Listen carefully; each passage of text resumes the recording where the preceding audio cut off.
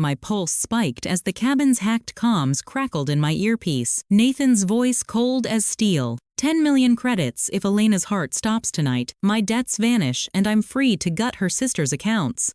His buddy's laugh was a blade. Do it clean, man. Make it look like her implant glitched. I froze in the Nevada dark, the bourbon bottle slipping from my grip, shattering on the porch. My smartwatch screamed times. Remote override, active cardiac implant compromised.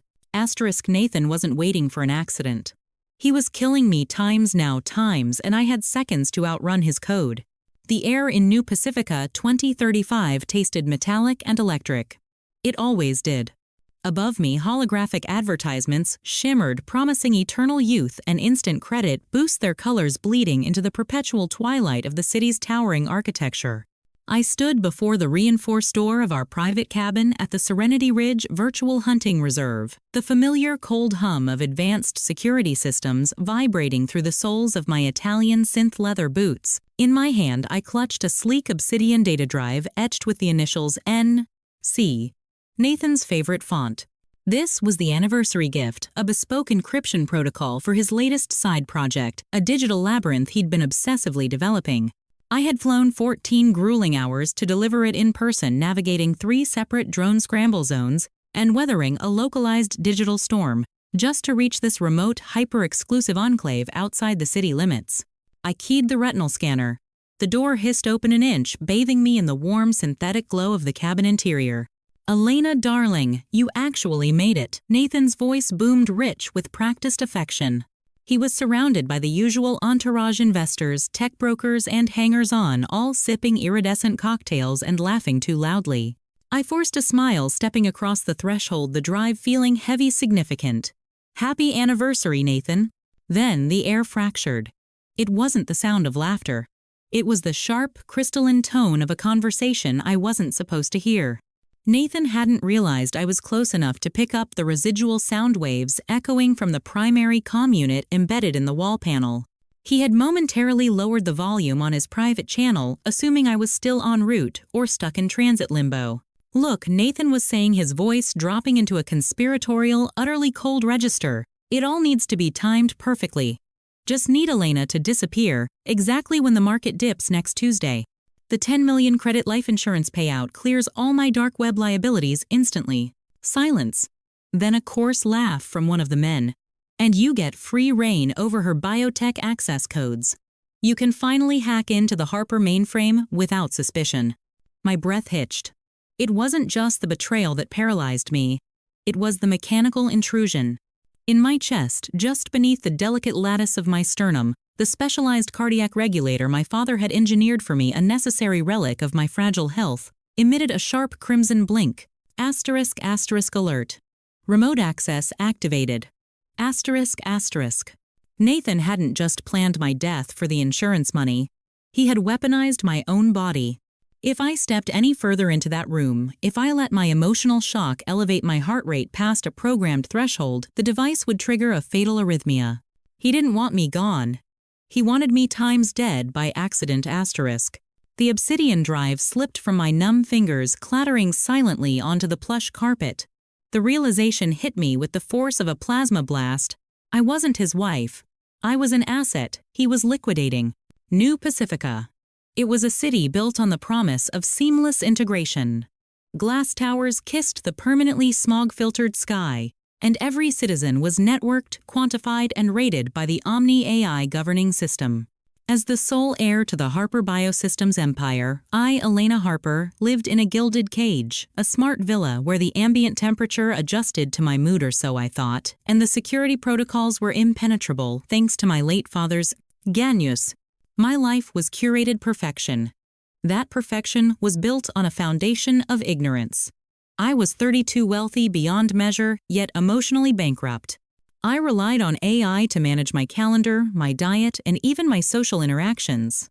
Nathan, my brilliant, charming, ambitious software engineer husband, was the only human element I trusted entirely. He'd swept me off my feet 3 years ago, promising to manage the chaotic digital landscape of my inheritance while I focused on the artistic side of my life, my design work. My decision to surprise him at Serenity Ridge was meant to be a grand gesture of renewed commitment, The cabin's exterior was sleek modernist obsidian, designed to blend into the simulated mountain range. As I stood frozen by the door, the internal comlink played the fragment of conversation over and over in my mind, overlaying the insistent rhythmic times, thump-thump times of my regulatory chip reacting to the sudden spike in adrenaline. Asterisk. 10 million credits. Clear the debt. Asterisk. The dark web. Nathan claimed he hated it, yet he owed the cyber syndicate 500,000 credits. He'd been agitated for months, spending late nights locked in his home office, the cool blue light of his monitors reflecting in his usually warm eyes. I backed away from the door, a silent, terrified retreat. The retinal scanner registered my movement, but I was already shifting focus. My attention zeroed in on the slim platinum wristband Nathan had insisted I wear, a smart accessory he'd gifted me last month, claiming it monitored my sleep cycles for optimal performance. He can monitor me. My hands shook as I accessed the band's diagnostic overlay, something I only knew how to do because of my father's obsession with open-source medical hardware. I forced my breathing to shallow, even gasps fighting the panic threatening to trigger the chip. The diagnostic screen flickered, and there it was, a low-level parasitic subroutine piggybacking on the biometric feed, transmitting real-time data straight to a remote server I instinctively knew was Nathan's. It wasn't just tracking. It was a remote kill switch tethered to my implant. The obsidian drive the gift lay forgotten. It represented everything I thought we were building together. Now, it felt like the bait. I had seconds. I needed to sever the link. With a sudden, desperate surge of strength, I slammed the wristband against the sharp edge of a granite table. The platinum casing buckled. Sparks flew, and the smooth glass screen fractured, displaying one final terrifying message before going dark. Connection terminated. Trace protocol initiated. The trace protocol meant Nathan knew I was tampering with it. He would know I was still alive, perhaps even in the vicinity. Adrenaline cleared the fog of shock. I couldn't call security. This reserve was private and likely compromised. I had to disappear times now. I sprinted to the rear window, a seamless sheet of electrochromic glass, currently polarized opaque for privacy. A quick burst of emergency override code, a protocol my father installed for solar flares, flashed the glass clear. Outside, the simulated pines were dark, but the digital surveillance grid hummed faintly. I triggered the localized EMP burst. I always carried a small device meant for neutralizing unexpected server spikes, now repurposed for survival. The EMP sizzled, knocking out the local network, silencing the immediate proximity sensors for a precious 60 seconds. I scrambled out onto the gravel path, shedding the designer layers of my life, the expensive coat, the jewelry. All that mattered was distance. I plunged into the manufactured wilderness, heading away from the main lodge, relying on pure instinct, something new Pacifica technology had systematically atrophied. I ran until the metallic taste of the city's air was replaced by the dry, sharp scent of actual earth and pine needles. My goal wasn't a police station or a friend's house. It was south. Far south. To a place where the omnipresent neon glare couldn't penetrate. 2 days later, I smelled like salt dust and cheap smoky coffee. New Pacifica was 400 miles behind me, the sprawling surveillance web rendered impotent by a series of increasingly risky border crossings executed using stolen freighter manifests and a few thousand untraceable physical credits I squirreled away years ago for novelty. I landed in Baja California, Mexico. Specifically, a tiny sun-baked cluster of repurposed shipping containers perched on a quiet stretch of Pacific coast, a place called Times El Refugio Digital *. This was Luz Alvarez's sanctuary. Luz was a ghost story whispered in the deep hacker forums, a legend who burned bright in the early days of network control, then vanished when the corporations became too eager to rehabilitate talents like hers. She ran Times El Refugio Times as a low-tech haven, a place where credit chips didn't work and your identity was only as secure as your ability to remember it. Luz was mid-50s with sun-weathered skin and eyes that seemed perpetually focused on data streams only she could see. She looked at me, the trembling designer-clad fugitive, without judgment. "You look like a mainframe that just crashed," she said, handing me a lukewarm bottle of genuine sugar-laden soda. "What did the gods of silicon do to you, Elena Harper?" I told her everything, the story, tumbling out the marriage, the chip, the insurance fraud, the near miss. Luz listened, nodding occasionally, her fingers tracing cryptic patterns on the dusty tabletop. Nathan is a common parasite, Luz concluded, wiping her hands on a cloth. He needed your infrastructure, not your heart. Good thing you ran before he could upload the shutdown sequence. Life at times, El Refugio times, was a brutal detox. For the first time since I was a child, no AI anticipated my needs. I slept on a cot, not a smart mattress that monitored REM cycles. I ate food that grew, not synthesized protein.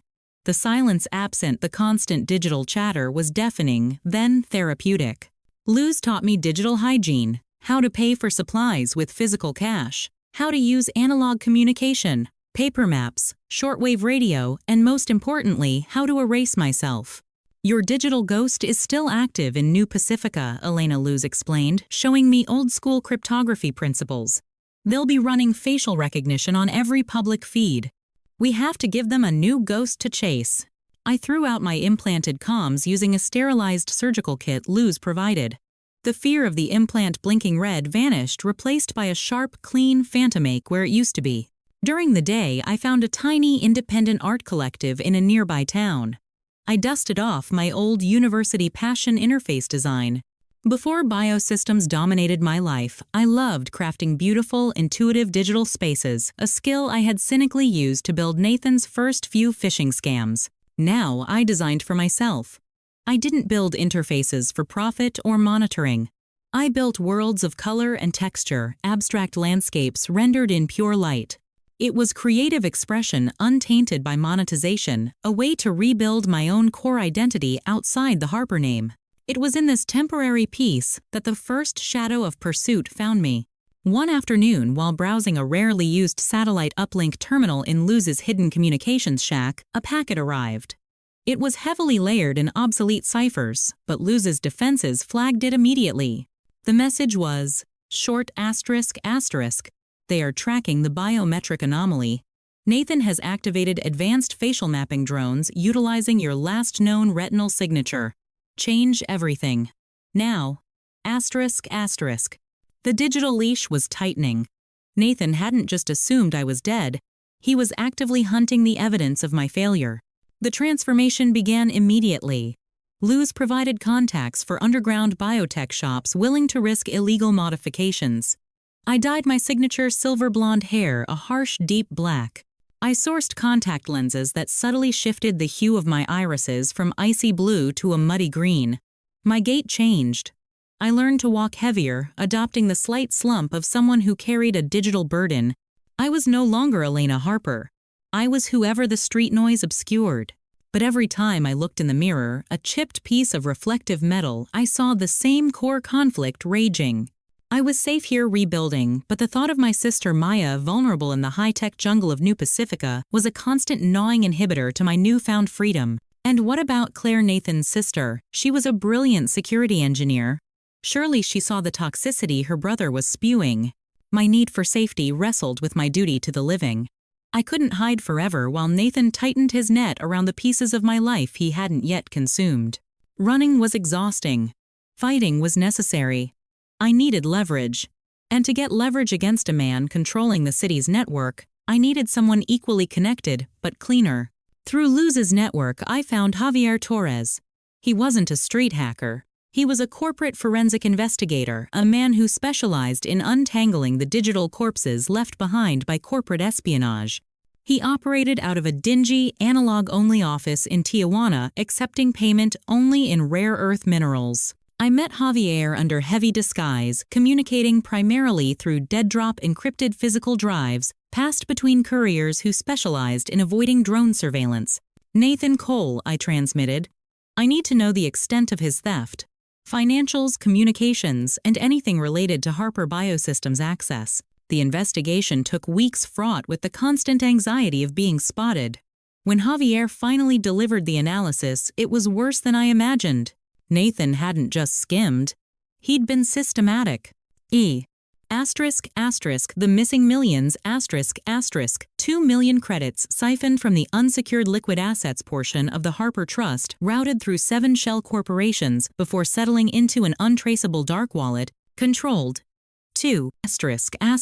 The insurance fabrication, Nathan had leveraged his connections to forge my digital signature, multiplying my life insurance policy's payout clause to 10 million times upon accidental death, The policy was set to trigger on unexplained catastrophic medical event.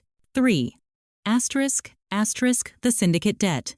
The 5,000,000 credit debt to the cyber syndicate was real, and they were aggressive.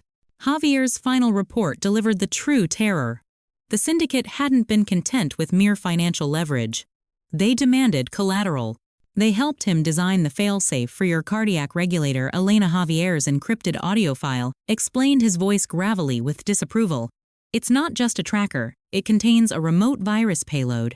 A targeted myocardial infarction entirely untraceable if the trigger is masked by natural cardiac noise. He could execute it anytime, anywhere. The realization was nauseating. Nathan was holding a detonator wired to my heart, and the timer could start any second. I was running out of borrowed time. My immediate priority shifted. I needed an inside operative. I needed Claire. Claire Cole, Nathan's younger sister, was the only person I knew who possessed the technical skill to fight him from within, and the only one Nathan had leverage over. She worked in high-level defense cybersecurity for Omnicorp. Ironically, the system Nathan often tried to circumvent. Contacting her was the biggest risk yet. I used the most rudimentary secure channel available, a burst transmission bounced off an aging geostationary satellite, a method so slow and archaic that Omnicorp's modern detection systems usually filtered it out as noise. Claire. Your brother intends to kill you if you stop helping him. I know about the firmware hack on my regulator. I am alive. We need to talk. The reply came 3 agonizing hours later. C. He forced me. The syndicate threatened my licensure. They would erase my entire professional history. He showed me the code for the virus. I saw your signature on the encryption key. Elena, I'm trapped. What do you want? I want proof, I responded. I want the server logs from the night you installed the back door on my villa's central AI. I need everything that shows his network intrusion into Maya's foundation accounts.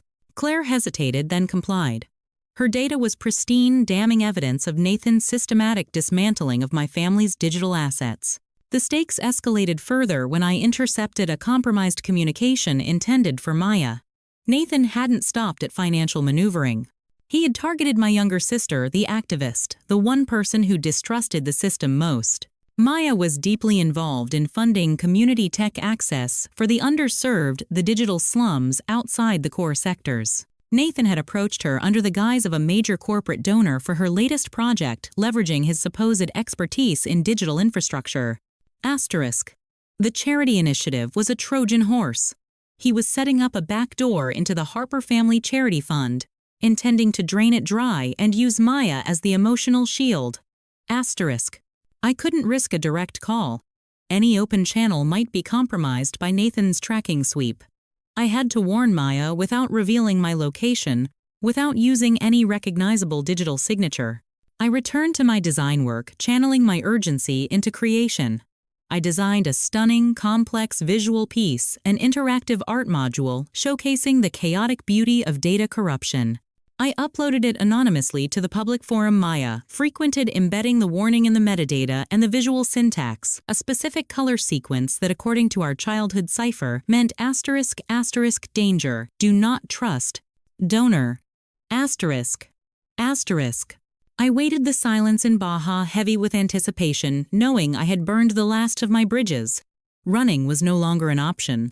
I had to return to the neon glare, not as a victim, but as the architect of his downfall. Returning to New Pacifica was like plunging into ice water. I adopted the persona I'd been crafting for weeks, an offshore data consultant named Anya Vax. I was physically altered, the severe haircut, the tinted lenses, and digitally obscured by a constantly shifting layer of white noise protocols Luz had engineered to scramble biometric identification in high-density areas. I moved through the gleaming canyons of the city, feeling the constant, low-level dread of being hunted. Nathan's network was vast, but I had allies now, Luz's shadows in the digital underground, Javier's forensic reach, and Claire's access logs. The pressure on Nathan was palpable. Through intercepted comms, I learned the cyber syndicate was closing in. 48 hours remained until they wiped his identity, a digital execution that in New Pacifica meant complete social non-existence, no credit, no housing, no employment, no access to essential life support systems. It was time to set the trap. I used Claire's credentials to send Nathan a deliberately vague, panicked message, an encrypted ping suggesting in Time's unauthorized access attempt, Times on my deactivated regulator chip indicating someone else might have found the kill code. This was the bait.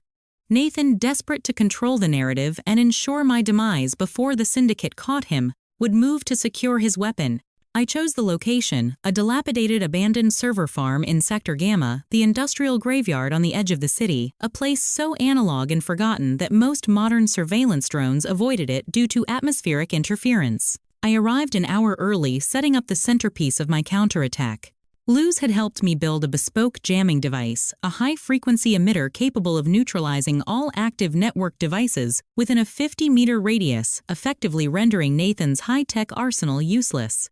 I strategically placed the jammer, its metallic shell disguised as routine maintenance equipment. Then I activated the final layer of insurance, a secured peer-to-peer broadcast link routed through 3 independent international servers, ensuring zero chance of interception by Nathan or the syndicate. I initiated the live stream, directing it solely to the private channels of the FBI's Cyber Crimes Division, the chairman of the Harper Board, and most crucially the syndicate's primary negotiator. When Nathan arrived, he was frantic, his polished veneer utterly stripped away. He saw me standing near the rusting mainframe core, looking calm, wearing utilitarian gray, not the high fashion he expected. "Elena, what are you doing here? You're supposed to be." He stopped, noticing the lack of ambient surveillance hum. His own smartwatch was flickering uselessly. "Dead, no, Nathan.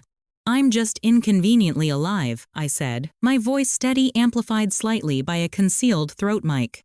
"I'm Anya Vex tonight. And I know about the 10 million. I know about the debt. I know about the little heart problem you manufactured for me." His eyes darted around the empty warehouse. "You're insane. You can't prove anything. This whole place is offline." "That's the beauty of it," I countered, stepping into the light cast by a single emergency bulb. "When you walk into this radius, Nathan, you walk back to 1999. No AI safety nets. No digital alibis." I held up a small physical data chip, a relic from the old world. "This contains everything Claire sent me. The full log of your intrusions.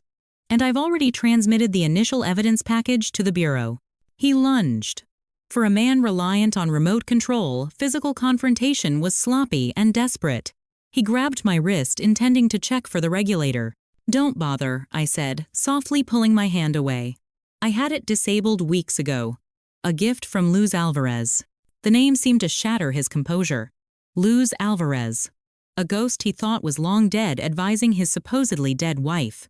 "You think this changes anything?" he spat, cornered. "The syndicate will still erase me. I need access to the Harper accounts to pay them off." "That's the other part of the deal," I said, gesturing toward the recording light of my broadcast setup.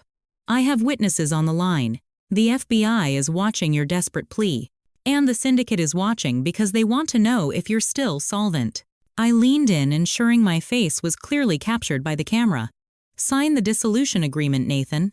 Transfer the stolen $2 million back to the Harper Trust. And I'll ensure the FBI knows you were coerced into the insurance fraud by the syndicate, giving you a slightly less devastating sentence."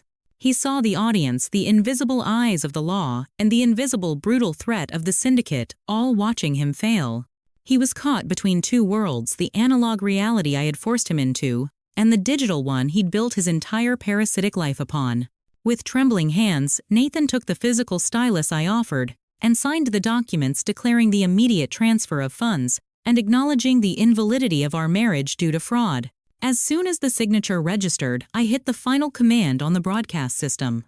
A secondary massive data burst, the complete unredacted transfer logs, the fake insurance documents, and Claire's sworn encrypted testimony shot directly to the FBI director's private terminal. Nathan stared at the blinking red indicator light on the broadcast unit, realizing his audience had just multiplied tenfold. He had gambled everything on the invisibility of the digital world, and I had dragged him into the harsh, undeniable light of proof. Within minutes, state security drones responding to the confirmed evidence packet descended on Sector Gamma. The last thing I saw before I vanished back into the network's periphery was Nathan Cole, his face slack with defeat being apprehended by heavily armored security forces, his voice drowned out by the sirens, a man whose digital life had just been zeroed out, leaving him functionally exiled from New Pacifica. The journey back south was one of decompression, not flight. I let the digital noise wash over me without fear, no longer listening for the phantom click of a remote trigger. Luz met me at the border crossing, offering not a critique but a slow, warm smile. "You didn't just survive, Elena," she said as we drove back toward the dusty, brilliant quiet of Baja. "You redesigned the board. We didn't stay in time's El Refugio asterisk. We used the remaining untraceable physical assets I had managed to retain, gold rare minerals, to purchase a large forgotten property near the coast. We began building something new. My studio became the heart of it, the lighthouse interface. It wasn't about building secure fortresses. It was about creating beautiful, untainted digital spaces. I merged my skills in high-end design with Luz's expertise in analog resilience. We built immersive virtual reality environments focused entirely on cognitive therapy and connection spaces, where trauma victims could process data streams without the threat of external manipulation. My inheritance, now secured and cleansed of Nathan's digital poison, was repurposed. I channeled funds into Maya's social activism, backing her efforts to establish true digital literacy centers in the underserved sectors, teaching people how to spot manipulation, how to value privacy over convenience. Maya and I reconnected not through scheduled video calls, but through long, messy conversations on rugged shortwave radios, our bond forged stronger by the near loss. Claire found her path too. With Elena's backing, she vanished from Omnicorp's radar, resurfacing in a different hemisphere under a new identity, dedicating her genius to nonprofit open-source security auditing, fighting the kind of systemic vulnerability Nathan exploited. One evening, watching the real Pacific sunset unfiltered, not projected, Luz pointed toward the horizon. "Another message came through the old channels," she said, handing me a cracked tablet. "It's not a threat. It's a collective." The message was an aggregation of secure accounts, hundreds of them all encrypted, using similar attack vectors. Nathan had employed financial exploitation, weaponized medical devices, digital gaslighting. These were other women, other heirs, other professionals who had been systematically dismantled by charismatic manipulators, hiding behind layers of sleek technology. They weren't asking for revenge. They were asking for a blueprint for escape. My final act of reinvention wasn't about punishing Nathan. The syndicate ensured his obsolescence, leaving him a living ghost in a world that demanded constant digital verification. My true victory was creating a sanctuary and a means of defense. I began designing the platform, a decentralized, privacy-first network where victims could share encrypted testimony and tactical advice, completely walled off from corporate or state surveillance. It wasn't about dominance, it was about reclamation. I looked at the interface glowing softly on the screen, my new creation. It was complex, beautiful, and profoundly human. The shadow beneath the neon had forced me into the darkness, but in that darkness I had finally learned how to build my own light. Justice wasn't just seeing the guilty punished. It was the powerful act of constructing a life free from their influence and holding the door open for others to follow. In Baja, surrounded by the smell of salt and the sound of real waves, Elena Harper was finally fully alive.